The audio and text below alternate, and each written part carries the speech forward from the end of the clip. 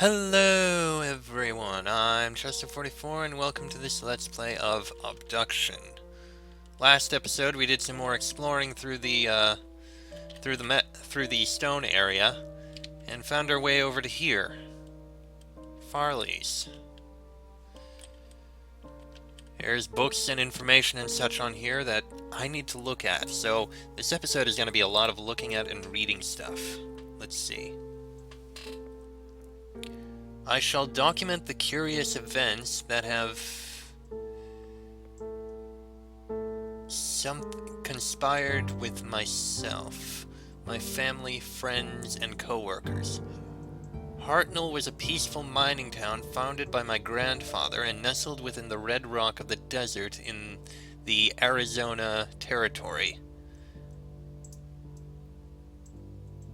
Something 163... Its 163 inhabitants heard a mighty explosion on the night of June 27th, 1903. I sent several workers through the town to verify that the explosion had not caused any injuries or damage to mining equipment. They secured and something must have been a loud clap of thunder caused by dry lightning, for they found no damage. It was not until the light of the next morning that we were amazed to realize something profound had indeed occurred. At some point during that night, our entire something facility and a large circle of the land around it seemed to have been scooped up and carried off to a completely different place, all without anyone knowing about it. So that describes how this entire area actually ended up there.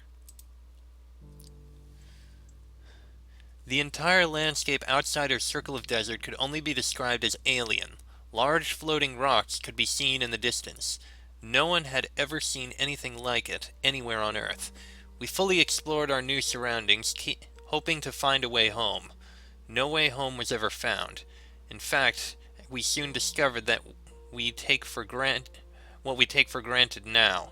Not only could we not get back home, we also could not access the landscape outside the desert. Curiously, we discovered that a flow of water was provided from a high point of rock, and we discovered a small tree growing on the very center of the circle. Our central tree that is so important to our lives here was just a mere sapling back then. Wait, is there more to it? Looks like... no.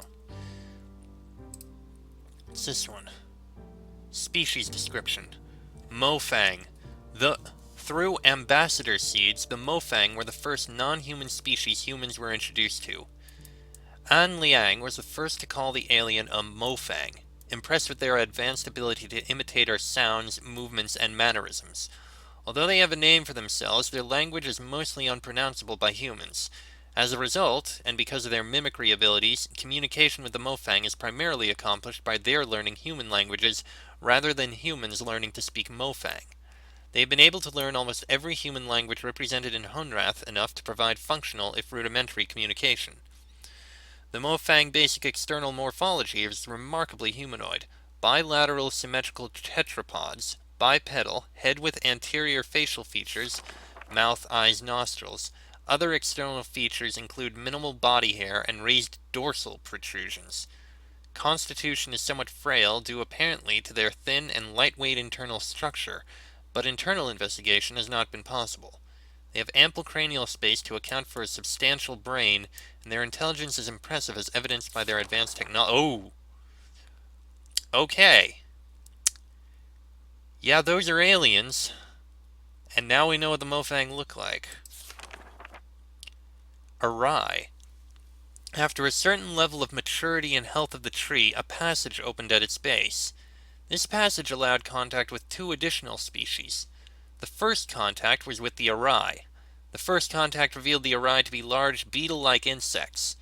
That must be those things we've been seeing flying around. We were unable to communicate directly with them in any way, but they appeared to have some rudimentary level of intelligence. It was Lorene Toth who first made the journey through the heart to Kaptar, and named both the New World and the inhabitants. Kaptar. Is that the Stone World?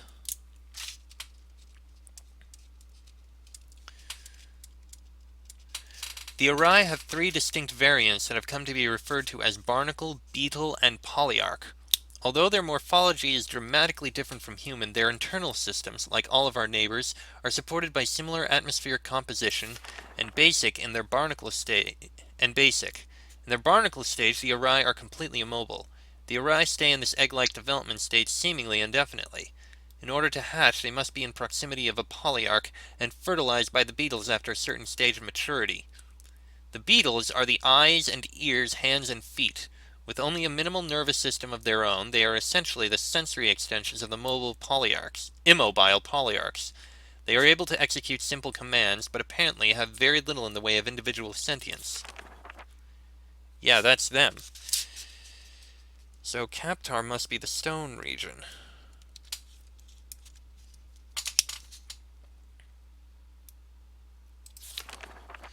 The Arai polyarchs are the intelligence and consciousness of the species. Although it was obvious that there was intelligence behind the species, it wasn't until Caroline Farley began spending large amounts of time in close proximity that deeper communication began. With a room nearby, Farley was the first to communicate non-verbally and learn much about the species, including some historical information. The Arai species survived in their world while several other sentient species came and went. Among them, an ancient species who formed a deeper relationship with the Arai, carving temples and dwellings for them in the rocks. And later, the Arai species survived in their world while several other sentient species came and went. Among them, an ancient species who formed a deeper relationship with the Arai, carving temples and dwellings for them in the rocks. And later, a more recent species that took over much of their homeworld. This latter species was especially adept at mechanical construction, using it mostly to... No, don't put it down! That must be the patriarch, but using it mostly to what? Villain. The Villain are the final species to discover were the Villain. The Villain had been communicating with the Arai for many years through ambassador seeds, but became part of the larger community very shortly after the Arai. With a large and imposing frame, and a form of communication based on a complex multi-voiced low-frequency rumble, the initial introductions were intimidating. After several attempts, Emily Vidal was able to begin some rudimentary communication and began visiting the Villain in Marais, which she named, on a regular basis. Marais must be the jungle one. She discovered a complex and amazing society that was able to use their technology in unexpected ways.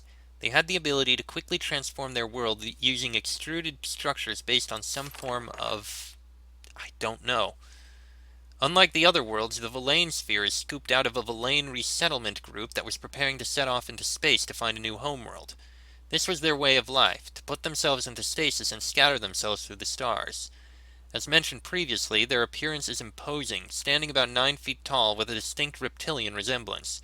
They have 6 limbs, 2 muscular legs and arms, and a familiar set of arms, and a smaller set of arms.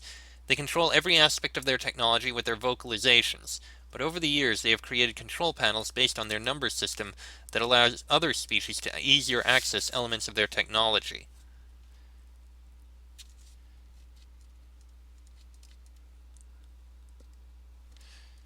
So the Villain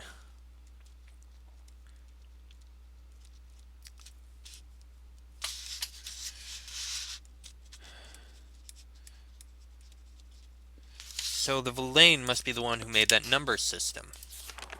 Oh! Yeah, big and strong. And that appears to be everything. No idea how you go back down it. Oh, there we go. Just click on that. And that goes way back down. So that tells us about all the creatures. And we know something about the,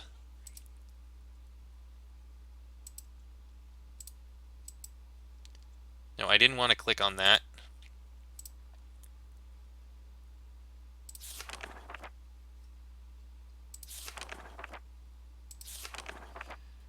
don't know why that's cut off some of this.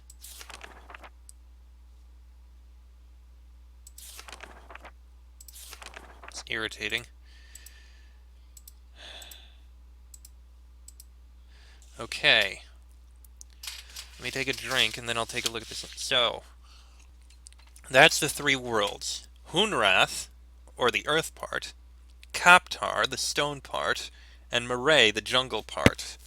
We've seen the Arai flying around. The Mofang, it has been said, something happened with a battle. And we have the Villain, which we know nothing about. Communication, talking with our neighbors. We take communication for granted, even with the varied languages we find here in Hunrath. But when we suddenly find ourselves among other intelligent species who don't share our culture, history, DNA, or vocal cords, it requires a huge amount of effort for the beginning of rudimentary chatting. This quick overview will set the stage for what to expect when communicating with our neighbors. The Mofang were the first non-humans we met. With at least some level of similar physical vocal operating abilities, they picked up human words quickly. This early mimicry resulted in what the species became to be called. Even though they were able to mimic single words and simple phrases, it became evident over the years that huge grammatical differences were not easily overcome. Some have proposed that the difficulty may have arisen because the Mofang insisted on attempting to learn every human language, and as a result were never able to lock on to any consistent grammatical structure. Nevertheless, in spite of the rudimentary sentence construction, it has been very easy to communicate, and it has been unnecessary for us to learn their language beyond a few simple phrases and proper names. The Villain have presented a particular communication challenge. From what we can gather, they produce sounds using two large reed-like structures inside opposite sides of their heads. The vibrations generated are channeled to resonance chambers in their skulls, where they are combined into a complex low-frequency dual tone. The low-frequency bitonal sounds are not only hard for humans to hear and resolve, but impossible for us to mimic. And the Villain's hearing is also oriented towards low frequency, so they are unable to hear most of the sounds associated with human speech. Therefore, communication with the Villain has relied on technology. They have adapted consoles, which the Villain fluently control with vocalization, for use by other species. Over the years, some individuals of other species, including some higher frequency characteristics of certain key Villain words over the years.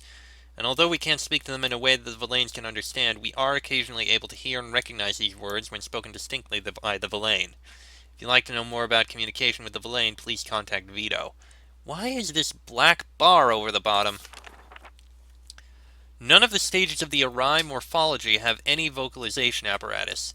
Because of the obvious synchronization of the barnacle flash and the ability of the pawns to provide for and address the needs of the polyarchs, it was assumed that the species could communicate effectively. It was not until Farley began to spend large amounts of time in the polyarch antechamber that the first clues to this communication became evident. After months of research, Farley began to have limited success with receiving some kind of simple messages that were coming from the polyarchs. It is apparent now that the polyarchs had been attempting to communicate the entire time, but they themselves had been experimenting with various channels until they finally got can't see the rest. To listen. Both the polyarchs and the pawns have a simple organ that can sense human vocal frequency, enabling them to sense simple responses from humans. But over the years, Farley was able to learn to speak with the polyarchs via a related form of extrasensory transmission. Contact Farley if you'd like to learn more about that. Seriously, the black is really irritating. And we have a book here. What does this book say? Seed information. It still has these black bars at the bottom. Ambassador seeds were first documented about 150 Earth years ago. They occur about once every 400 days, if the trees remain healthy. Natural seed swaps occur between pairs of seeds that we now know dropped simultaneously from healthy trees in paired sphere. When each seed was touched by a species in the sphere, the swap occurred, sending an ambassador from each sphere to the paired sphere. Location of the swap is defined by the location of the pairs of seeds. After the first swap, the seeds recharge quickly, allowing for a quick return. First meetings were intense, but naturally short. It was quite a surprise for both the Mofang and us. Over time, the seeds required more time to recharge, producing longer visits between species. Collector seeds. Everyone who arrives is familiar with the collector seeds. The bright light that we were all drawn to right before the event that brought us here is a collector seed.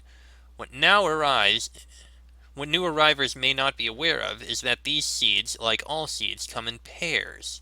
When the tree drops a collector seed on the ground, it signals that its twin has begun its quest for a new being. That search may take hours or it may take years.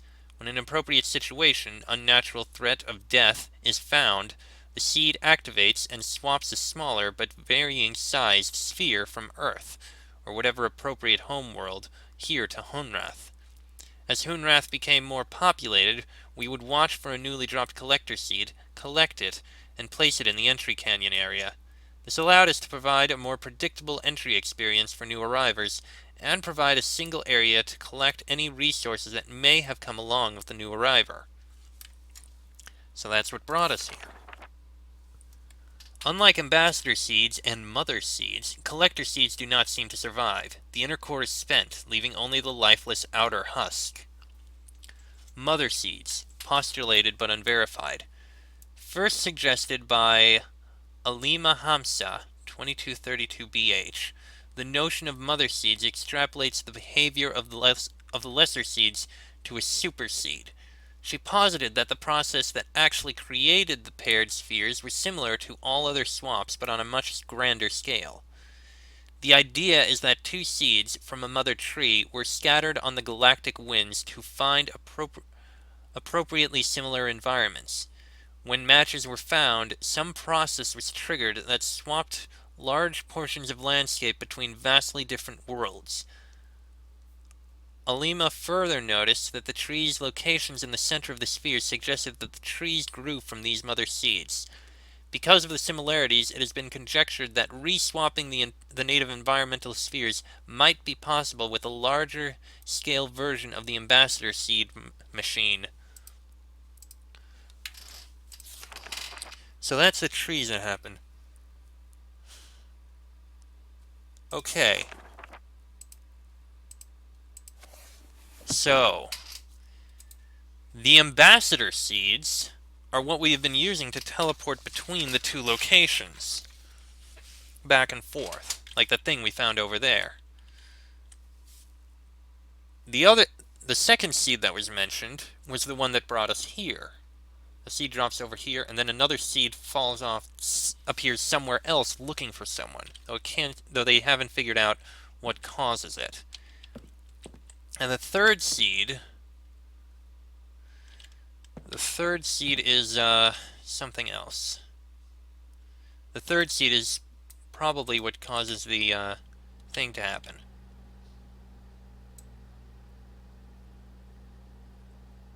Wait a second. This goes over this.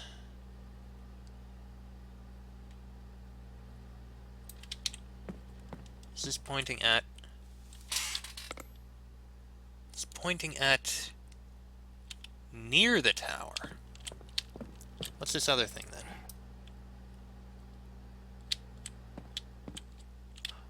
Hold on. Let me turn this more. Hold on, let me turn this.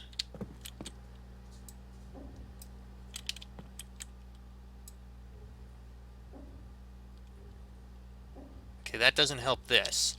It was pointing at somewhere on there, but I don't know what.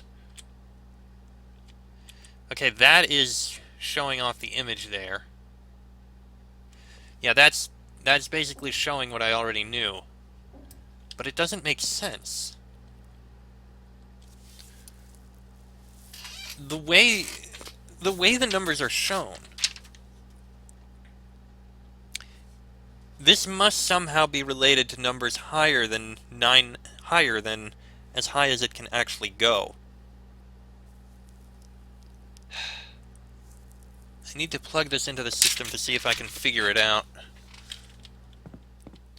Okay, is there anything else in here we can look at?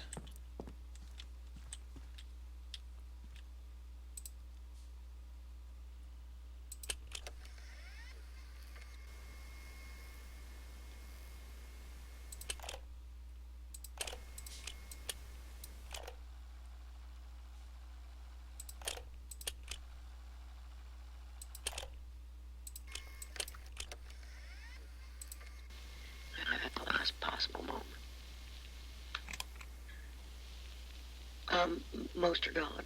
There's just a... Hold on. There must be more. Okay, that's back at the beginning.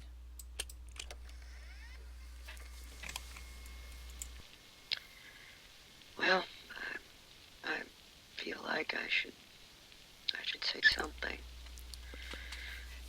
We haven't heard from Shavar. So,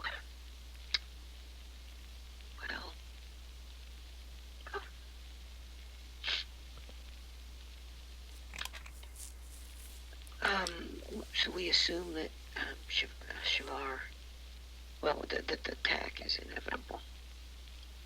We just don't know when.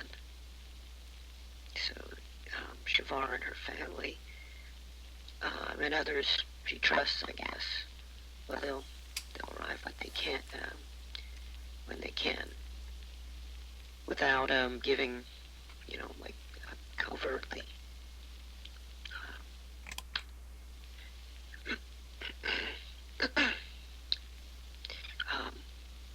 So the plan will happen, in spite of our,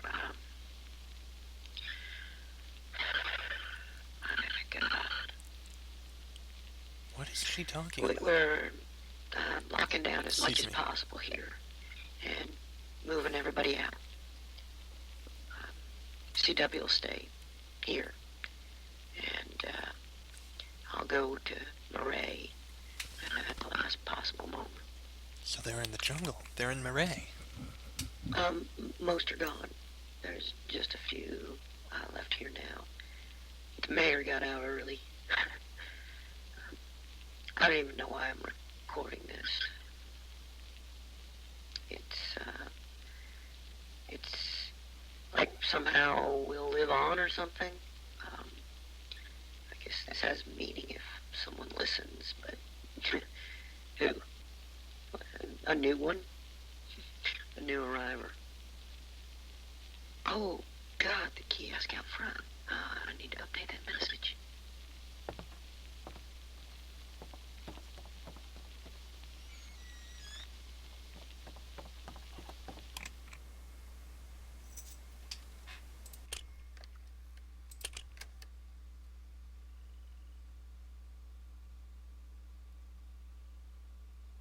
There's a second side.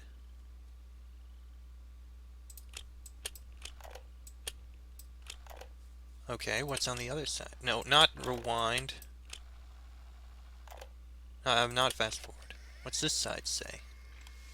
We all lost everything. Everything but our stories. This is what we heard at the beginning. They shouldn't be forgotten. I was 3. It was April of 1983. Cecil, it was 1870 for you.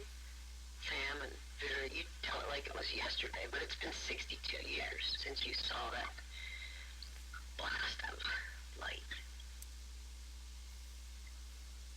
And that's where all of our news stories began, that light. It streaked across the sky, mesmerizing, but unnerving. Some of you were alone. I wasn't. My dear grandma, God bless her, rejoiced as if it was some forebearer of good fortune. Vera, you said you recall smiling. None of us understood. But, well, we followed. Whether it was in the deep woods like Cecil or right outside town like Jane and Jenny, we were drawn to see more. Grandma lifted me from the carriage on the porch and walked into the yard so we could watch it unobstructed. Even in daylight, Joseph, you said it was gloriously bright. But in the twilight, it was spellbinding. And we all felt some kind of trepidation, and yet attraction as we approached it, and it approached us.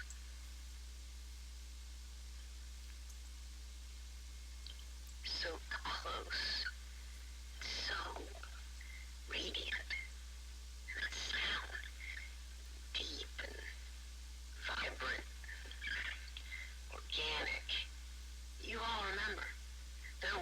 turning away. It advanced, almost like purposefully, spinning slowly until, well, it found us, each of us. We should tell these stories because it saved us, and there must be more. It was in the middle of the afternoon. I was watching the sunrise. It was about 2:30 in the morning. December 26, 1948. May 7th, 2009. September 3rd, 1995. I was down by the river. I was hiking in the desert, in the park with my grandson. I looked up and saw A brilliant flash of light that Exploded in the sky. the light it flew into the clouds and behind the trees and it disappeared. I looked around and, to see. see if there was anyone around. See if anyone else had seen what I had seen. There was no one around. They all saw it too. Bob definitely saw it. Well, it was just beautiful. There was something calming about it. Yeah, I don't mind telling you, I was kind of freaking out. I tried to follow it, tried to get a better look at it. Wanted to see it again. I came to a place where it had disappeared. I looked, but I found nothing. And it streaked through the sky again. It seemed like it was looking for something. Looking for someone. And then it found me. And it found me. Found me. It found me. Found me. Found me. It found me.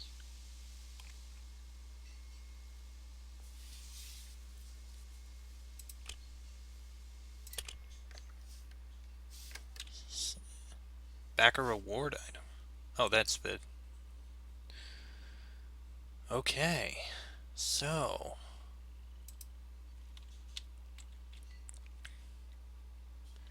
that's the story of the seed.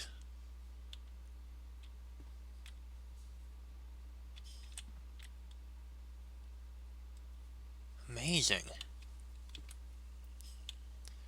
All this information found right in here.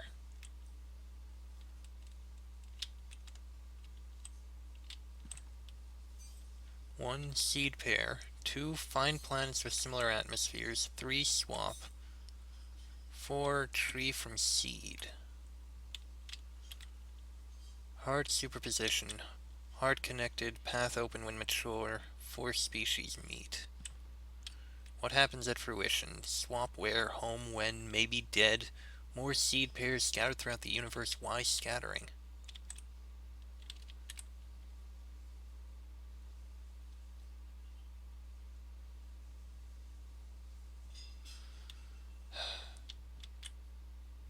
Okay. So this episode was basically just an enormous lore dump. It told us a lot of information.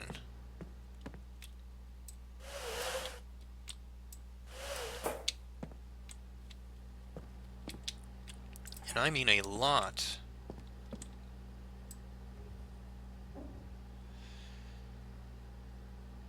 Still don't know what this is pointing to exactly.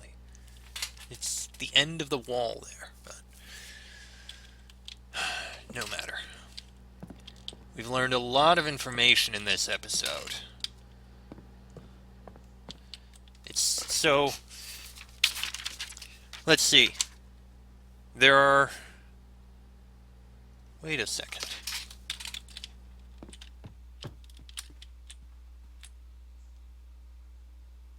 Four species. Yeah, 4 species. We have us in Hunrath, the Orion Captar, the Marais in the Villain in Marais. Then where are the Mofang from?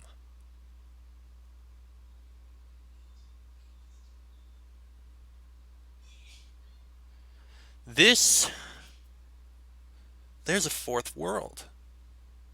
But where? Okay, well, I'm going to have to end this episode here, because it's gone on long enough and there is a lot of information we've learned here. including all that information about the seeds, about the other worlds, about the other races, which we may see part of, about where everyone went. Next episode, we'll do some more exploring. I'm going to see if I can get to the number machine and see if we can get what the number is there. But that'll be in the next episode, so until then, I am Chessock44. This has been an Obduction Let's Play, and I'll see you all next time.